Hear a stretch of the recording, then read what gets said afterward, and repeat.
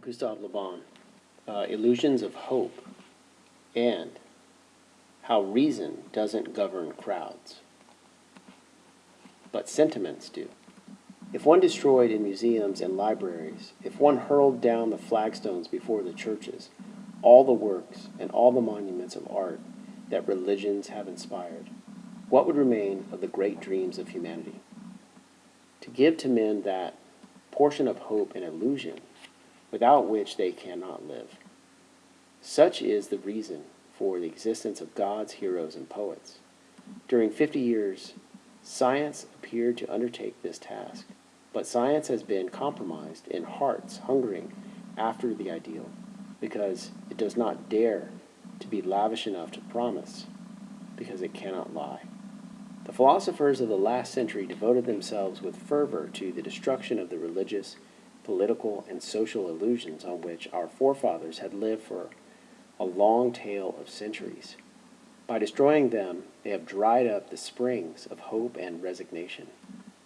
Behind the immolated chimeras, they came face to face with the blind, silent forces of nature, which are inexorable to weakness and ignore pity.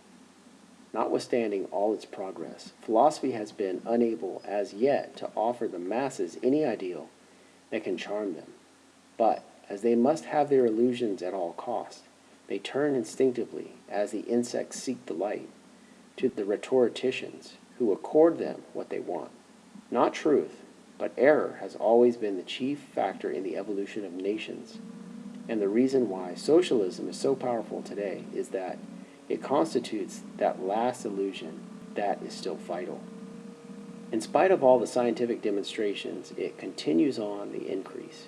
Its principal strength lies in the fact that it's championed by minds sufficiently ignorant of things as they are, reality, and to venture boldly to promise mankind happiness. The social illusion reigns today upon all the heaped up ruins of the past, and it belongs to the future. The masses have never thirsted after truth. They turn aside from evidence that is not to their taste, preferring to defy error. Error seduces them. Whoever can supply them with illusions is easily their master. Whoever attempts to destroy their illusions is always their victim. Should it be regretted that crowds are never guided by reason?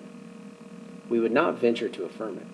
Without a doubt, human reason would not have availed to spur humanity along the path of civilization with the ardor and hardihood its illusions have done. These illusions, the offspring of those unconscious forces by which we are led, were doubtless necessary. Every race carries in it its mental constitution, the laws of its destiny, and it is, perhaps, these laws that it obeys with a resistless impulse, even in the case of those of its impulses which apparently are most unreasoned. It seems at times as if nations were submitted to secret forces analogous to those which compel the acorn to transform itself into an oak, or a comet to follow its orbit. What little insight we can get into these forces must be sought for the general course of the evolution of a people, and not in the isolated facts from which this evolution appears at times to proceed. Were these facts alone to be taken into consideration, history would seem to be the result of a series of improbable chances. It was improbable that a Galilean carpenter should become for 2,000 years an all-powerful God in whose name the most important civilizations were founded. Improbable, too, that a few bands of Arabs, emerging from their deserts, should conquer the greater part of the old Greco-Roman world and establish an empire greater than that of Alexander. Improbable again that in Europe, at an advanced period of its development, and when authority throughout it had been systematically hierarchized, an obscure lieutenant of artillery should have succeeded in reigning over a multitude of peoples and kings. Let us leave reason, then, to philosophers, and not insist too strongly on its intervention in the governing of men. It is not by reason, but, most often in spite of it, that are created those sentiments that are the mainsprings of all civilization. Sentiments such as honor, self-sacrifice, religious faith, patriotism, and the love of glory.